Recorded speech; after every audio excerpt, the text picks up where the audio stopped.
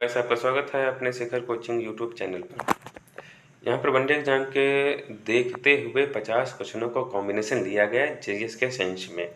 आपके पेट का, कांस्टेबल का, दिल्ली पुलिस का और जीडी के सेंस में आपके काम करेंगे। चलिए देखता हूँ पहले क्वेश्चन। जहांगीर द्वारा किस कंपनी को सूरत में कारखाना लगाने को अधिकृत किया गया था? तो यहाँ पर जैसे ऑप्शन दिया, फ्रांसीसी East India Company, United East India Company, पुर्तगाली East India Company, English East India Company. तो जहांगीर के संस में इनको स्थापना के संस में दिया गया था, इंग्लिश ईस्ट इंडिया कंपनी को दिया गया था। तो जहांगीर ने एक 1513 ईस्वी में फरमान जारी किया था, उसमें बोला था कि आप सूरत में फैक्ट्री लगा सकते हैं ब्रिटिश सरकार के सेंस में। और फिर ब्रिटिश सरकार ने टॉमस रो को भारत भेजा था दौरा करने के लिए जहांगीर के दरबार में। तो आप कह सकते हैं कौन सा दूत आया था जहांगीर के शासन काल में? तो बोलोगे टॉमस रो। नेक्स्ट क्वेश्चन की अगर मैं बात करता हूँ, यहाँ पे दिया पृथ्वीराज चौहान के विरुद्ध मोहम्मद गौरी के आक्रमण के समय कन्नौज पर निम्नलिखित में से किस वंश का शासक था? अगर देखा जाए यहाँ पर बहुत इंपॉर्टेंट, मोस्ट इंपॉर्टेंट होते हैं पृथ्वीराज चौहान और मोहम्मद गौरी के बीच में 2 आक्रमण हुए थे। एक बोला जाता है तराइन का प्रथम युद्ध, तराइन का द्वितीय युद्ध।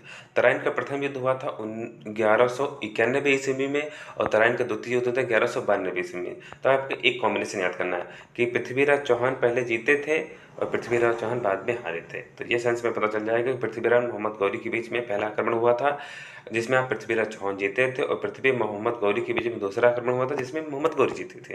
लेकिन पूछा क्या है, पृथ्वीराज चौहान के विरुद्ध मोहम्मद गौरी के आक्रमण के समय कन्नौज पर निम्नलिखित में से किस राजवंश का शासक था? ऑप्शन दिया, चंदेल यहाँ पर थे, परिहार थे, पाल थे, गढ़वाल थे। तो ऑप्शन के अकॉर्डिंग यहाँ पर गढ़वाल वहाँ के शासक थे कन्नौज के। नेक्स्ट क्वेश्चन की बात करते हैं। गुप्त स्वर्ण मुद्रा को कहा जाता था, यानी गुप्त काल में स्वर्ण मुद्रा को क्या कहते थे? कर्षापण कहते थे, दिनार कहते थे, निक्स कहते थे, सुवर्ग कहते थे। तो अगर बात करें स्वर्ण, यहाँ पर स्वर्ण मुद्रा चलाई गई थी गुप्त काल में और चांदी की मुद्रा चलाई गई थी। स्वर्ण मुद्रा को वहाँ पर क्या कहते थे? दिनार कहते थे, और चांदी की मुद्रा को रुपए कहते थे। चांदी की मुद्रा को रुपए कहते थे। और स्वर्ण की मुद्रा चलाने के कारण इसको स्वर्ण काल कहा जाता है। जैन धर्म के संलेखना से तात्पर्य क्या है? तो जैन धर्म में एक शब्द था संलेखना से तात्पर्य क्या है? यहाँ पर लेखन पद्धति दिया, उपवास द्वारा प्राप्त मृत दिया, तीर्थकारों की जीवनी या भित्ति चित्र दिया हुआ। तो अगर बात करें जैन धर्म में जो संलेखना था वो उपवास द्वारा मृत्यु को जब प्राप्त होता था उसे संलेखना कहते थे भैया। नेक्स्ट क्वेश्चन की बात करें, भारतीय पुरातत्व का जनक किसे कहा जाता है? तो आपके 4 ऑप्शन दिए, Alexander Cunningham, John Marshall, Mortimer wheeler या जेम्स प्रिंसेस।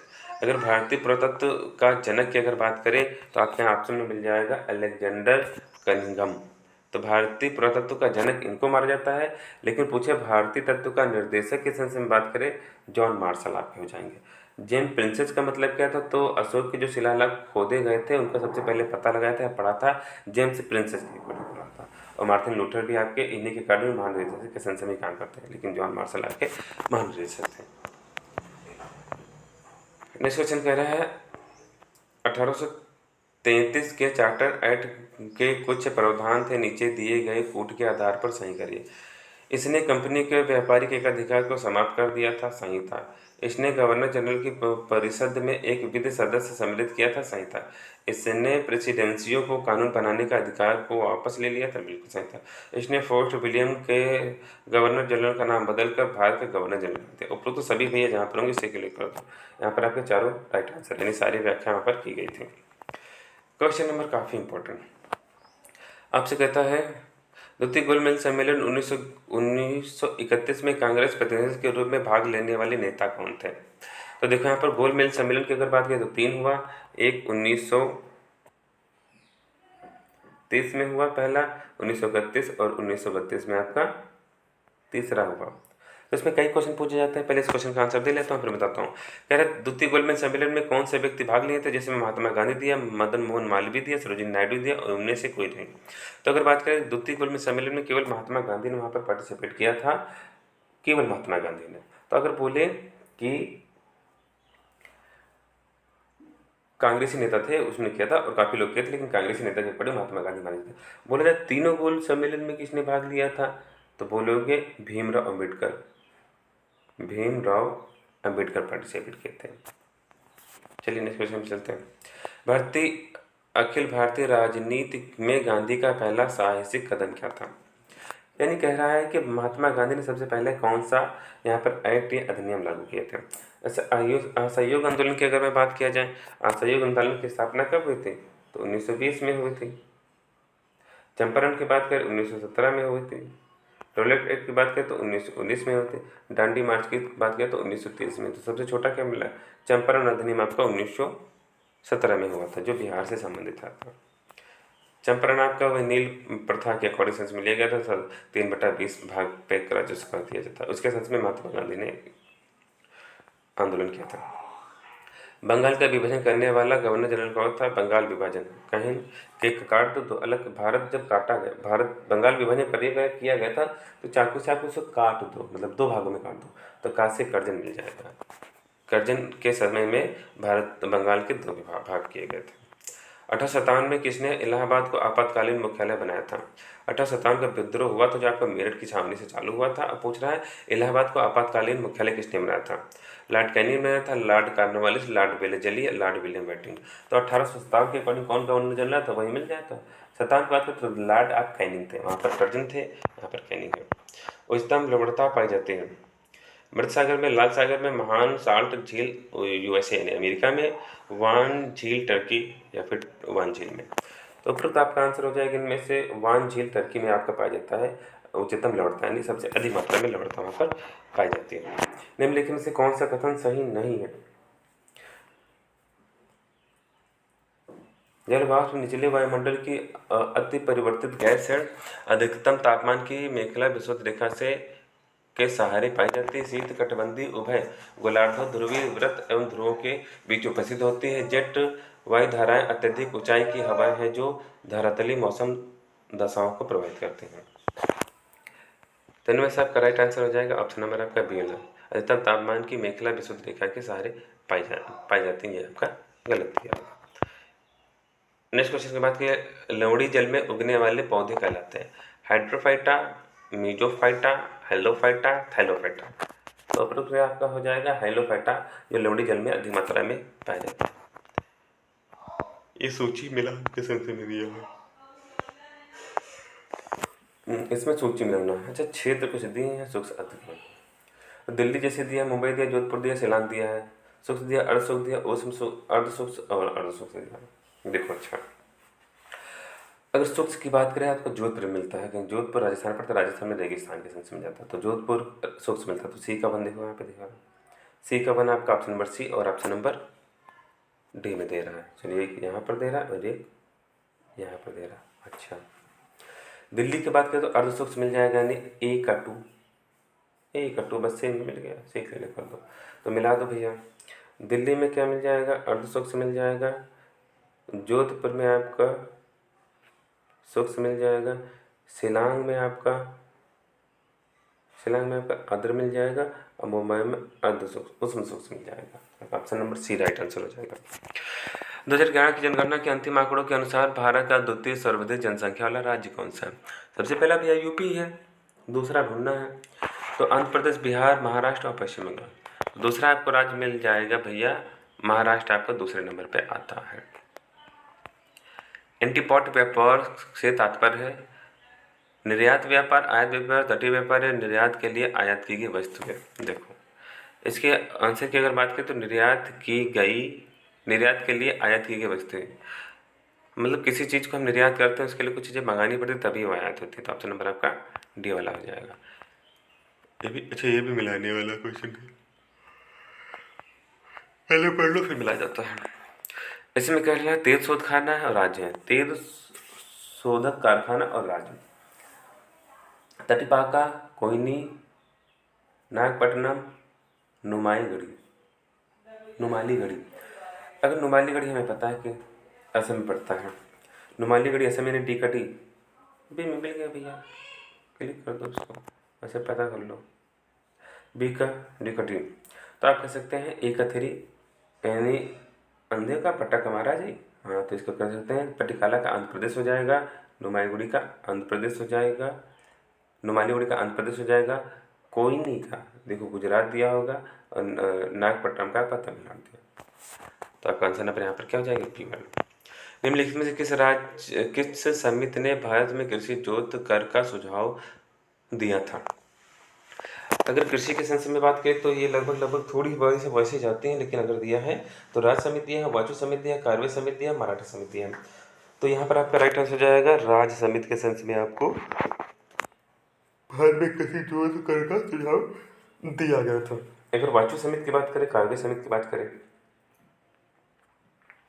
वाचु समिति और कार्य समिति का था कि लघु उद्योग के संसद में दिया गया था, और वाचु समिति का भी आपका इसी किसान समिति दिया गया था। लेकिन आपका एक राइट आंसर हो जाएगा राज्य समिति। बैंक दत्त का आशय क्या है, साहूकारों द्वारा ली जाने वाले ब्याज दर, अनुसूचित बैंकों द्वारा ली जाने वाली ब्याज दर, बैंकिंग संस्था के लाभ, केंद्रीय बैंक द्वारा ली जाने वाली आधिकारिक ब्याज दर। तो आपका राइट आंसर हो जाएगा ऑप्शन नंबर डी वाला। अवमूल्यन तब अधिक कारगर होता है जब विदेशों में निवेश मांग की लोच अधिक होती, दूसरा कम होता, आयात की लोच अधिक होती, उपरोक्त में से कोई नहीं। तो आपका राइट आंसर यहाँ पर मिल जाएगा, विदेशों में निवेश मांग की लोच अधिक होती है, तब से बोलते हैं अवमूल्यन। वह न्यूनतम जनसंख्या कितनी है जिसके नीचे 73वें संशोधन अधिनियम के उपबंध के अनुसार मध्यवर्ती स्तर पर पंचायतें गठन नहीं की जा सकती। 25 लाख, 20 लाख, 35 लाख या 30 लाख। तो आपका आंसर हो जाएगा 20 लाख सेंस में। निम्नलिखित में से किस विषय पर राष्ट्रपति के लिए मंत्रिपरिषद की सलाह लेना आवश्यक नहीं होता। राजदूतों की नियुक्त, विधेयकों की स्वीकृति, राज्यपाल द्वारा प्रेषित विधायकों की स्वीकृति, लोकसभा का भंग। यहाँ पर आपका राइट आंसर हो जाएगा विधायकों, इसका हो जाएगा विधायकों पर स्वीकृति देना, ये आपका नहीं होता। नीचे आपका कथन निष्कर्ष करके कुछ दिया है भैया, देखो भारत में प्रेसिडेंसी है किंतु प्रेसिडेंसी नहीं। भारत में प्रेसिडेंट है यानी राष्ट्रपति है, लेकिन प्रेसिडेंसी नहीं। राष्ट्रपति शासन तो, राष्ट्रपति तो वहाँ पर है लेकिन राष्ट्रपति शासन वहाँ पर नहीं चलता, ये कह रहा है। संविधान में एक मंत्रिपरिषद का प्रधान किया गया है, तो संविधान में एक मंत्रिपरिषद का प्रधान किया गया है आर्टिकल 74-75 के संसद में। तो यहाँ पर कह रहा है, अब यहाँ पर दिया है कथन के संसद में आपको बात करें, ए तथा आर दोनों सही तथा आर ए की सही व्याख्या करता है। ए तथा आर दोनों सही है किंतु ए आर की व्याख्या नहीं करता है। सी ए सही है लेकिन आर गलत है, ए गलत है लेकिन आर सही है, तो इनमें से एक बताना है। तो देखो इनका एक लॉजिक होता है भैया, जैसे दिया भारत में प्रेसिडेंट यानी राष्ट्रपति है लेकिन किस राष्ट्रपति शासन नहीं, सही कह रहा है। फिर संविधान में एक मंत्रिपरिषद का प्रावधान है यानी भारत में मंत्रिपरिषद पीएम का आपका प्रधान है। तो दोनों में क्या अपने में एक अलग अलग है, तो आप बोलोगे ए और आर दोनों सही हैं लेकिन किंतु ए आर की व्याख्या नहीं करता, मतलब ये इक्वल नहीं है, उनका मतलब नहीं है, अलग अलग के अकॉर्डिंग सेंस में बात कर रहे हैं भैया। निम्नलिखित में से कौन सा भारत के संविधान द्वारा प्रदत्त 6 मूल अधिकारों में से नहीं है। तो 6 मूल अधिकार आपके थे 6, अगर पता होंगे तो पता चल जाएगा। समता का अधिकार लिया जाता है, शोषण के विरुद्ध का लिया जाता है, धर्म का स्वतंत्रता का अधिकार, लेकिन विरोध का अधिकार आपका यहाँ पर नहीं होता, तो ऑप्शन नंबर बी मिल जाएगा। अब यहाँ पर देख लो, समता का अधिकार बात 14 से 18 के अकॉर्डिंग बात करें, शोषण के विरुद्ध बात करें 13, 23, 24 बात करें, धर्म की स्वतंत्रता की बात करें 25 से 28 काम करता है। तो ये सब आपके आर्टिकल दिए हुए। नेक्स्ट क्वेश्चन की बात करें, हमें न्यायिक पुनर्विलोकन की व्यवस्था दिखती है। जो हमारे भारतीय संविधान में न्यायिक पुनर्विलोकन की व्यवस्था दिखती है वो कहाँ से ले गए, भारत और केवल भारत से, केवल यूके से, केवल यूएसए से, भारत और अमेरिका दोनों से। तो आई थिंक में आपका ये राइट आंसर हो जाएगा डी, भारत और अमेरिका दोनों से लिए गए। किस रक्त वर्ग सर्वतिक्त होता है यानी यूनिवर्सल डोनर होता है यानी सबको वो दे सकता है। तो आपका यहाँ पर क्या मिलेगा, बी, ऑप्शन नंबर बी, एक बी या ओ ए बी। तो आपका राइट आंसर हो जाएगा ओ यूनिवर्सल डोनर होता है, सबको ही दे सकता है, लेकिन अगर लेने की सेंस की बात करें तो केवल ये ओ से ही लेगा, लेकिन दे सबको सकता है। नेक्स्ट क्वेश्चन की बात करें, डीएनए की 2 कुंडलीन संरचना किसके द्वारा बनाई गई थी या दी गई थी। जैकब तथा Monod, Watson and Crick, H D. Khurana है, उपरोक्त में से कोई नहीं। तो यहाँ पर राइट आंसर हो जाएगा वाटसन एंड क्रिक के अकॉर्डिंग 2 कुंडली संरचना दी गई थी। स्वर्ण द्वारा प्रयोग में लाने वाला एक्वा रेजिया निम्नलिखित को मिलाकर बनाया जाता है। एक्वा रेजिया एक होती है पद्धति, आप कह सकते हैं सोनार के सेंस में आप जानोगे तो पता चल जाएगा। अभी अपनी लैंग्वेज में बताएंगे तो समझ जाओगे। नाइट्रिक अम्ल, सल्फ्यूरिक अम्ल, नाइट्रिक अम्ल तथा हाइड्रोक्लोरिक अम्ल, सल्फ्यूरिक अम्ल तथा हाइड्रोक्लोरिक अम्ल और दियासिटिक अम्ल तथा बेंजोइक अम्ल। देखो, अगर आप कभी कभी दुकान पे जैसे मम्मी लोग जाते हैं पायल धुलाने के सेंस में, लेकिन पायल मेरी काली हो गई, इसको थोड़ा सा धो दो या सफाई कर दो, सफाई करने के सेंस से बोलते हैं। तो इसको दूसरी लाइन में बोलते हैं चांदी को चोरी करना, एक्वारेजिया होता क्या, पहले ये समझ लो। नाइट्रिक अम्ल और हाइड्रोक्लोरिक अम्ल का मिश्रण होता है। नाइट्रिक अम्ल और हाइड्रोक्लोरिक का मिश्रण होता है। नाइट्रिक अम्ल की मात्रा 1% होती है और हाइड्रोक्लोरिक की मात्रा 3% होती है। तो अनुपात में अगर पूछेगा तो आप ये क्लिक करोगे। अब देखो, जैसे पायल गंदी होती है तो मम्मी कहती है पायल लेके जाती है सोनार के पास कि भैया ये गंदी हो गई, इसे धो दो। तो क्या होता है, एक्वारेजिया का एक लिक्विड होता है, इसमें सांद्रता मिश्रण होता है, उसमें पायल डाल देता है, थोड़ी देर बाद निकाल लेता है। अगर वो थोड़ी देर बाद ना निकाले, काफ़ी समय अधिक के लिए डाल दे, तो कभी ना कभी वो पायल समाप्त हो जाएगी और जो काला काला जो पन होता है धो कर ये आपका निकलता है, आपका चांदी है। और इसी को सोने का व्यापार कहते हैं। आप सोना चोरी करना भी, चांदी चोरी करना भी इसी को कहते हैं, एक्वारेजिया। प्रत्यावर्ती विद्युत धारा को दृष्टि विद्युत धारा में परिवर्तित किया जाता है। डायनेमो होता है यांत्रिक ऊर्जा को विद्युत ऊर्जा में बदलता है। मोटर होता है ये विद्युत ऊर्जा को यांत्रिक ऊर्जा में बदलता है। ट्रांसफर आपको होता है ये एसी को एसी में बदलता है, लेकिन एसी के अधिक वोल्टेज को कम वोल्टेज में बदलता है। लेकिन रेक्टिफायर आपका होता है प्रत्यावर्ती धारा को दृष्टि विद्युत धारा में परिवर्तित करता है। ऑप्शन नंबर आपका क्या हो जाएगा, डी वाला। पाइहेलियोमीटर का प्रयोग निम्न में से किससे मापने के लिए किया जाता है।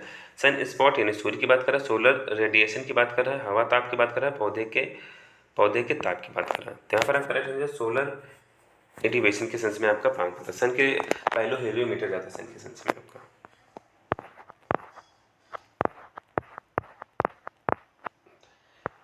नेक्स्ट क्वेश्चन है, तुलसीदास द्वारा रचित रामचरितमानस में कितने कांड हैं। तो अगर देखा जाए रामचरितमानस सब लोग पढ़ेंगे जो तुलसीदास द्वारा लिखे, जिसे रामायण बोलते हैं। तो 8, 5, 7, 12 यहाँ पर आपके खंड की बात करें तो यहाँ पर आपको 7 खंड मिल जाएंगे।